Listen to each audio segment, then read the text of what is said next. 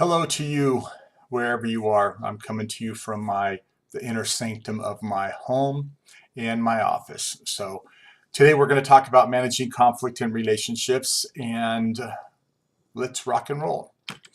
So conflict happens between two people and people that are interdependent. You're really not going to have conflict with somebody that you have a power dynamic over, but it is two people that have different agendas or different goals that they're going to discuss, usually in a negative way because of conflict.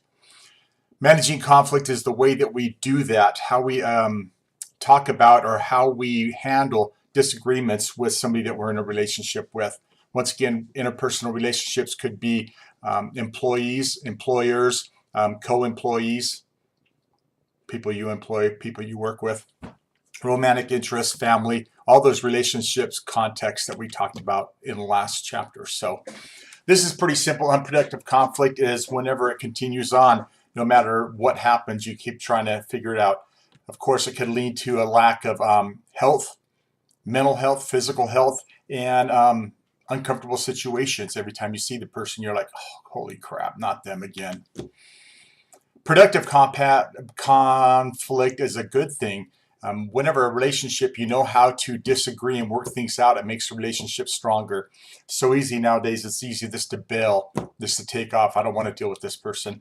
But when you learn how that spurs relationship growth, as it says in the fourth bullet point. Different things that cause conflict. Could you imagine seeing your significant other getting out of the car with somebody from the opposite sex or somebody that you find attractive that you may be worried about? Your perception may be different from what theirs was. How about goals? If you want to start a family and they don't, or you think your work is great and you want to make a bunch of money, but they want you to be home more often. Been there. Doesn't make it easy. So cost and rewards. We talked about that cost benefit analysis where if somebody thinks they're giving more to the relationship than they're receiving, it causes problems.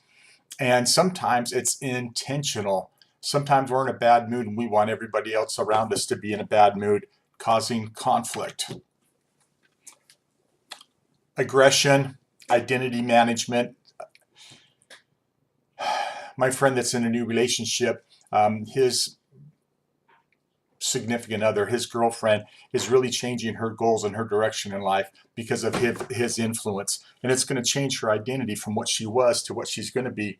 Of course, when you're in a relationship, you are going to change from a me to a we, but there's other factors there. And as that person rubs off on you, whenever you're around somebody, something's going to rub off on you. If it's not your slang to the way you act, it's going to happen. So sometimes that's going to cause conflict because you don't like your new self, or you don't like them, their identity. So fairness is kind of like the cost benefit we talked about, and relationship threats, we talked about that, skipping over incompetence. Relationship threats are like whenever you're getting out of the car. We mentioned that. So factors affecting conflicts are a couple different we'll talk about. So resources, how about money? If they have it and you don't, or if you have it and they don't, it's going to cause problems. How about time management to take care of kids, or at work, the resources you have to finish a job, or somebody else's resources that you're jealous of, talent as a resource. Feelings, what happens if somebody's super sensitive and you have to tiptoe around, or you have to learn how to communicate that? That's a better way to look at it. So things that people value. How about a car for a resource?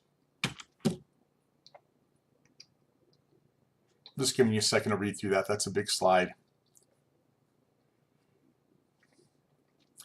So some people don't mind conflict because they're good communicators. Me, myself, I don't mind. I've got a cliche, and this may sound bad, but I love you for 5 minutes. Meaning after 5 minutes, you get on my nerves and I've got to bail. You know, I've got an excuse to get out of there. Or I love you for a half hour. So I'm able to put up with that, and I know if I'm tired or cranky, well, then it's a 5-minute deal, and that's okay. I'm willing to discuss the disagreement or the conflict, but I know that there will be a point where if it's not going anywhere, I'm going to have to get out of there and decide if that's something I want to put up with or not. So taking conflict personally is easy for somebody to do. Myself, I'm kind of got a lackadaisical, yeah, whatever attitude. So it's not something I worry about. But sometimes somebody says something, and I know a lady that's this way, and she's always wondering, what did I do? What did I do? And it makes it rough. So having a different perspective or putting things in context, you know that when somebody's mad, they're going to say something that they don't really mean. So you need to be careful if you're one of those people that take things personally to look at a bigger picture and try not to let that happen. Easier said than done, I'm sure. Different cultures have different types of conflict. Here in America, we talked about this before, as individualist culture, the rugged individual. You handle it yourself. You go after success yourself. Even in a relationship, one person is out there being the breadwinner, getting a bunch of success, and the other person kind of makes their identity by, I'm part of that. It makes it rough. So when there is conflict, you have that power dynamic we talked about. Collectivist cultures are easily seen more in the Orient or the South Asia, those areas, where it's all about the state, it's all about the community, and you take care of things. You take care of your grandparents, and they move into your home, and your parents, and it's just together. And it's not about you, it's about the group, your family, your community, your nation, and things like that, where if there is conflict, you look to the good of everybody, and you suck it up, you deal with it, and you worry about, like I said, the group. High context cultures. I think we watched the movie of My Big Fat Greek Wedding, where somebody is really loud, and you can tell what they're thinking by their messages, and rolling their eyes or shaking their hands or turning or stomping away. They're very animated. Low context is they're going to say what they mean. They're going to say what they feel, but you have to listen to the words. And remember that whenever and there's the video, I probably haven't shown that to you, the video click right here. So remember when I talked to you about the situational awareness and the context it's in. If you're having a conflict and there's heavy emotions, they may say something very verbally direct to you that sounds harsh, but it's because it's in the moment. Do they really feel that way? Take it in context as you go back and reevaluate it and realize that it's not a you problem, it's a them problem. And they need to learn how to communicate better. Or if it's you spouting off mean things during conflict, then it is a you problem. And hopefully through this course and other situations in life, you'll learn how to readdress those communication issues. We talked about high context and low context cultures, but let's look at how two people in a different cultures handle things.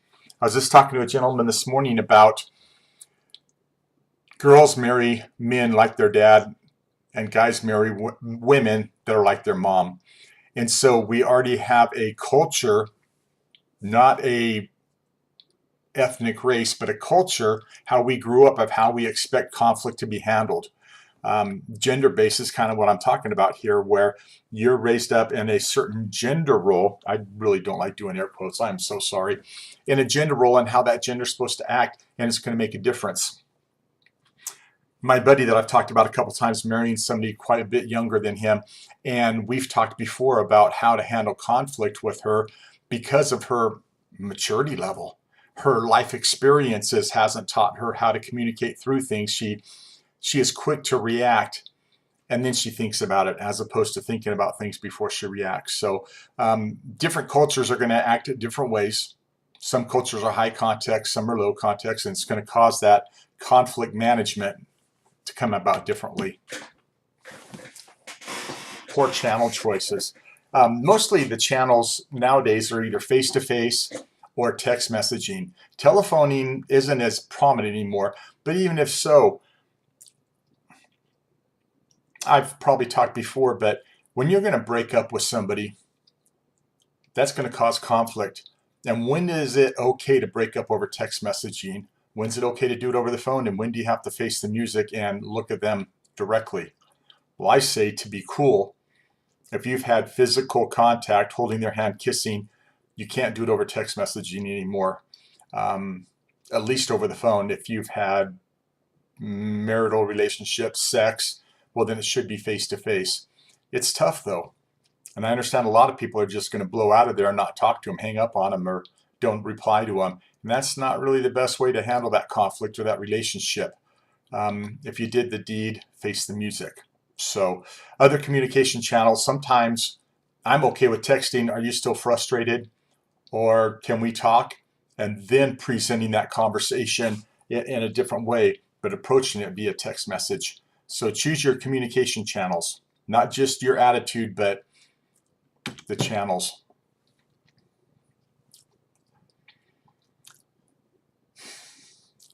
Whenever I meet somebody new, I always check them out on Facebook and see what they post about themselves and what their friends are like. Because you are your friends. If your friends are rowdy, you're going to have that type of attitude somewhere within your personality. Sometimes you're the calm one in the group, but somewhere you're going to act like they do, be outspoken at times. So, but when you look at that and you start stalking them, cyber stalking them, or some of these other things they mention here, which, not being younger, they're kind of irrelevant to me, but it is very unproductive and it causes more conflict. When they talk about being unproductive, it is something that not only perpetuates the conflict, but something that increases the conflict.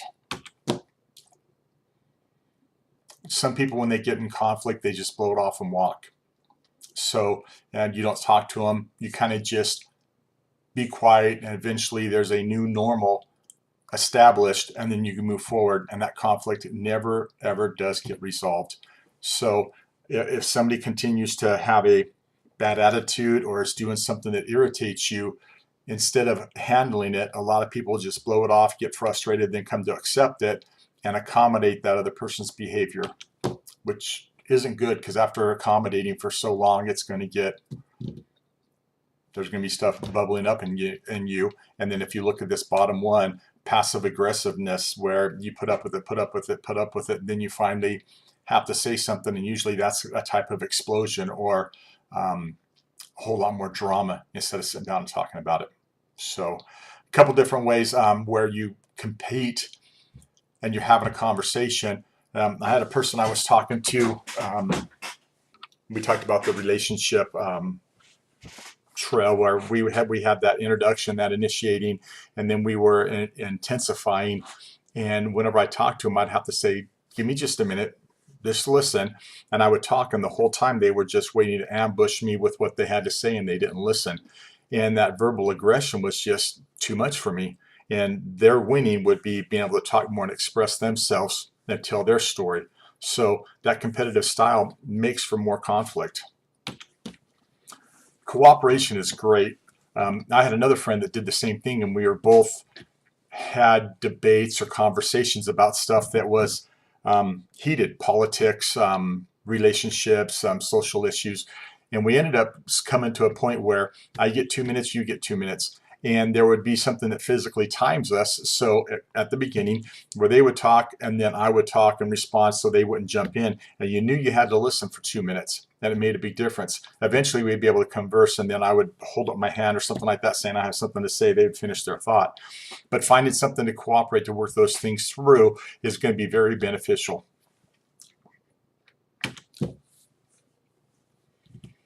Whenever you have a conflict, you focus on the reason why, not them. Well, you always get mad, as opposed to saying, when this happens, it frustrates me.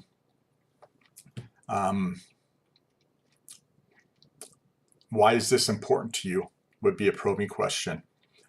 Can you explain to me more about this situation, why it's frustrating? So whenever you then disclose about that, it's going to make a big difference.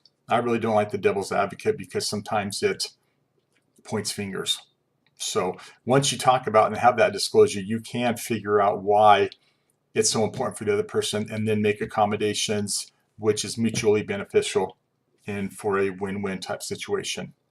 Remember, we talked before about it's not always a win-win. Usually it's a 60-40 or 70-30, and eventually things even out, where they get their 70% on the next one, you get your 70%, or 60, then 80, then, but it all evens out, because we all want different things. Some people just want peace and contentment, so they'll be able to put up with a little bit of stuff when they know what's going on. Other people need to win and have that ego, so everybody's rewarded in a different way. Apology and forgiveness. I think this is the last one. Yay. Apology and forgiveness is something that I really believe in. But I was having another conversation with the same person I was referring to earlier, and that I'm no longer talking to anymore because some of the things I mentioned. But anyway, I mentioned that I have no problem, even though I'm a guy saying I'm sorry. I'm more of an emotional guy than a logical guy. And they said, well, I say sorry all the time. And to me, there's an apology that is heartfelt and emotional as opposed to, oh, sorry. Oh, and misspeaking. Oh, sorry about that. And they keep going. But actually, I'm sorry that happened, and I'm going to try not to do it anymore. Can we just move on, or please forgive me? So there's a difference. But I always say that there's 2 words that will stop any argument. There's 5 words that will end it, but 2 words will stop it. And those 2 words are, I'm sorry. Even if you're not sorry, you say, I'm sorry, then in your head that this has gotten out of hand. Or verbally you say, I'm sorry, then in your head that you're such a big jerk. But when you say sorry and you make it emotionally charged of sincerity, it makes a difference. If that doesn't work, you say, I'm sorry, how would you want me to do this next time? And that puts the onus back on them, and with your calmness, things are going well. But the biggest problem is forgiving them, especially when they don't say I'm sorry. If you're able to, in your heart, know that it's right, then you have to let it go. Easier said than done, I know, but you need to let it go. Sometimes you realize that's just the way they are. Sometimes you realize that they hit one of my triggers, but you need to let it go and move on. If not, it just hurts you. There's a theory that says when somebody is making you mad, they're controlling you. And nobody likes to be controlled. If they're hurting you, they're controlling you. You need to be able to look inside yourself and adjust your own perceptions and build that confidence so you can forgive and you can be happy. Once again, easier said than done. We're done, but I wanted to mention one thing. And I talk about this when we have a face-to-face class 3 or 4 times, and I know I haven't brought it up yet. At CWI, they have free therapy counseling and dare I say mental health counseling. And from what I understand, it's for either you as a student or you and your family. I'm not sure that's for family members. You can't throw your spouse in there or your kids in there, but for you or you and your spouse or you and your kid. And I've done it before. I'm not embarrassed to admit it, that it's neat when I'm able to go in and just talk to somebody and they say, and they call me on my crap. You don't have to do what they say. You don't even have to listen. But it's kind of cool to have somebody that actually listens to you and either sympathizes with you or helps you work through things. Don't ever be nervous. You can be nervous of the cost because if you don't have insurance, it's ugly. But if you wanted to try that, go on the website for CWI and in the search bar type in wellness, WELLNESS, wellness. And you might have to search a little bit, but it'll come up and then you can call them up, make an appointment and do that thing. So conflict it is. We're done here, and we will see you on the next lecture. Thank you.